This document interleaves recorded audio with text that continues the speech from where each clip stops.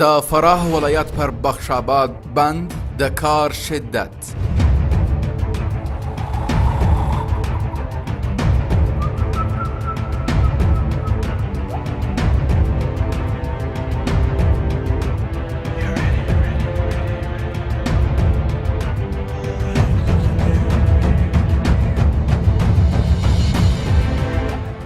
د بخش آباد بند د افغانستان په فراه ولایت کې یو له مهمو زیربنایي پروژو څخه ده چې د پلي کېدو موخه یې د اوبو خوندي کول، د برق تولید او په سیمه کې د کرنیزو محصولاتو زیاتوالی دی.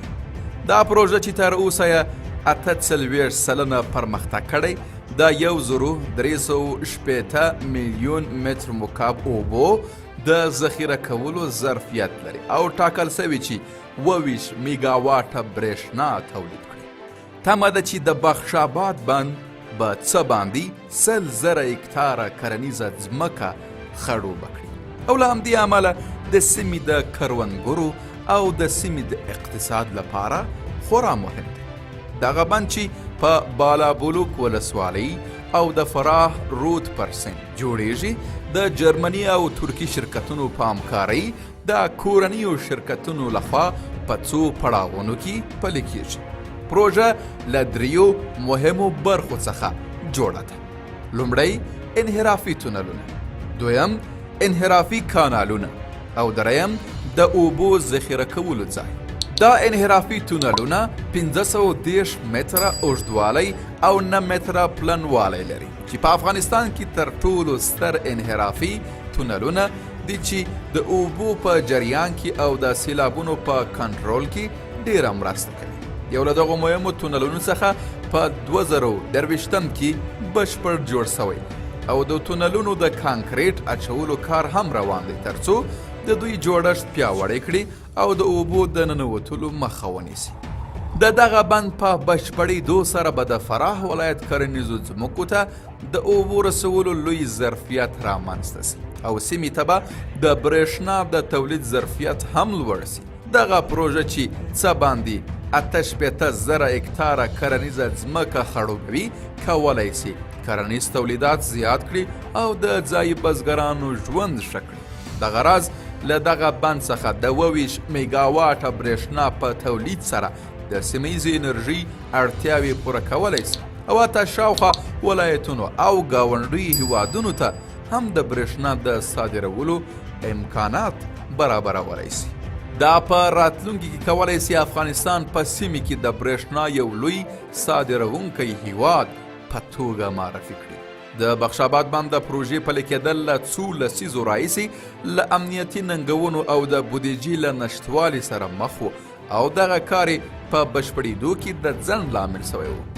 په سیمه کې د ثبات په راتګ سره د پروژې کار بیا پیل شوی او د افغانستان اسلامي امارت د انرژي او اوبو وزارت په همکارۍ کار کوي او د اړتیا وړ بودیجه او تجهیزات چمتو کوي ترڅو پروژې په خپل وخت بشپړې شي.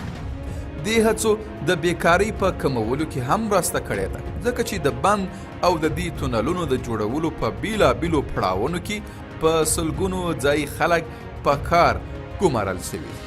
د بخش آباد بند نه یوازې له اقتصادي پلوه بلکې د چاپیریال له پلوه هم مهم رول لوبوي. د سیلابونو په کنټرول او په سیمه کې د اوبو د سرچینو په ساتنه کې دغه بند کولی سي پر چاپیریال مثبت اغیزې ولري او د موسمي سیلابونو له امله د کرنیزو ځمکو د ویجاړېدو مخه ونیسي. د دغو کتونو ترڅنګ د بخش آباد بند پروژه کولی سي فراه د کرنې او انرژي په یوه مرکز بدل کړي او سیمهیز اقتصاد ته وده ورکړي.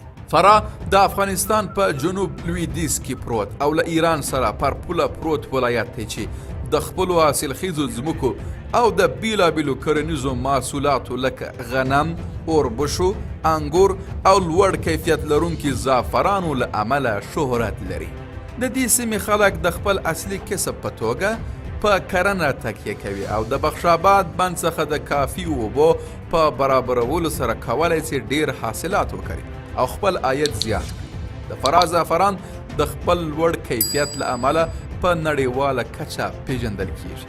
دغه راز فراه یو بډایه تاریخ او فرهنګ لري او په دې سیمه کې د فراه د کلا په ګډون ګڼ شمېر لرغوني آثار هم شته چې د خپل تاریخي لرغونتوب ښکارندویي کوي. د فراه کلا چې د ښار په مرکز کې موقعیت لري یو له مهمو سیاحتي ځایونو څخه دی چې د دې ولایت د پخوانیو تاریخونو ډېرې کیسې لري.